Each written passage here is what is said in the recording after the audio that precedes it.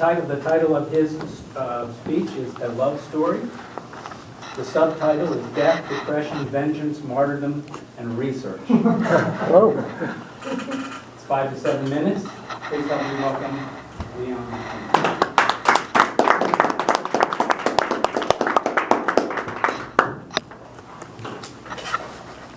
I didn't realize that this word even existed. But when I read chapter 7 and the assignment for this evening, I had one of those moments. I probably had several since in thinking about it. Because when the topic was research, I've been researching a hero of mine now for a year and have 100 books. And there's one particular issue that has really hit me, and it's this love story triangle that I'm talking about. Our hero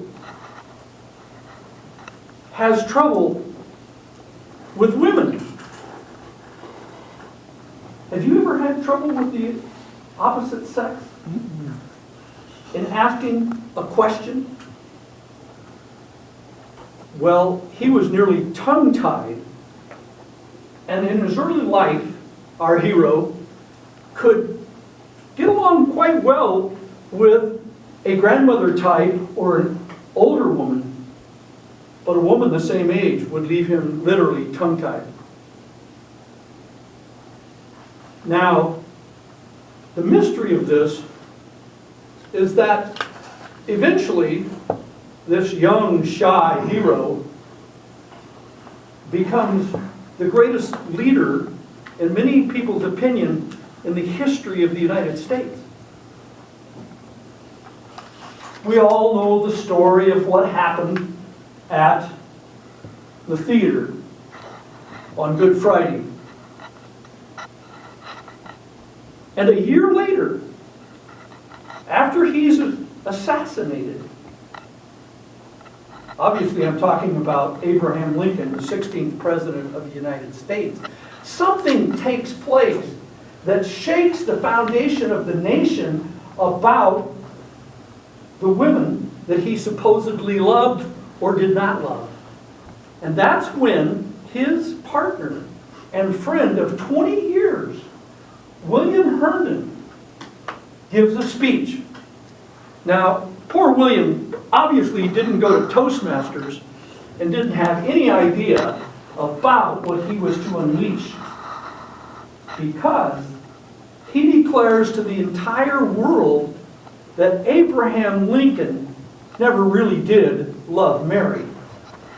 That his love of his life was Anne Rutledge, a young woman he met in New Salem when he was approximately 25 and she was 22, and they, quote, fall in love.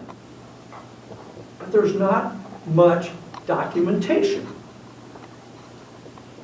Now, this book here, I'd be delighted to let you look at it afterwards. This was published in 1966 by Mr. Holland. I paid a princely sum to have this beat-up book.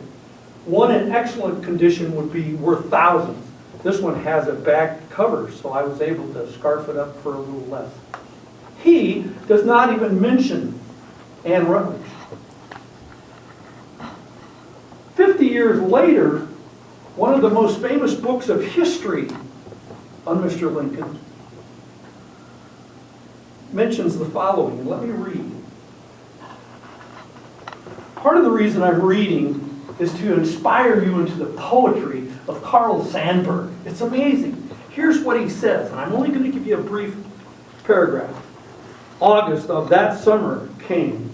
Corn and grass, fed by rich rains in May and June, stood up stunted of growth for want of more rain. The red raspberries on the honeysuckles refused to be glad, and the swallows and martins came fewer.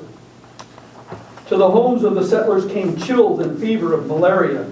Lincoln had been down and up and down again with aching bones, taking large spoons of Peruvian bark, Bonas tea, and chamomile. One or another of his friends had died, and from some had to nail together their burial boxes, he wrote.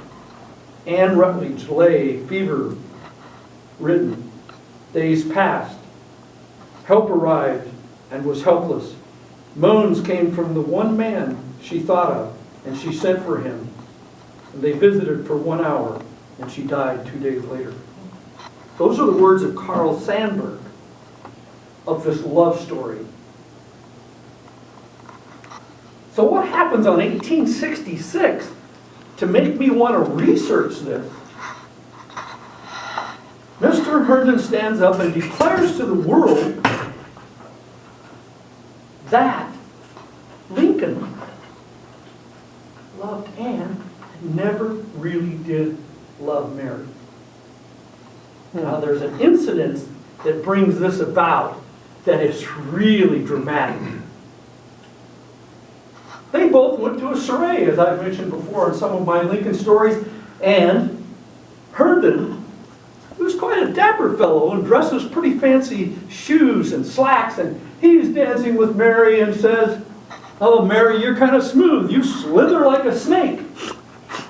And Mary has a temper that is amongst the best in the world. And she says, "You rascal." She hated him, and he was never invited into their home for the next 20 years, and they hated each other like oil and gas. And so when he writes this story, he says, Mary, he goes way overboard on vengeance and say, Abe probably did tell him that he loved Anne. But he also was holding hands with Mary on the night he died and obviously loved her too. But Mr. Herndon went too far in the other direction.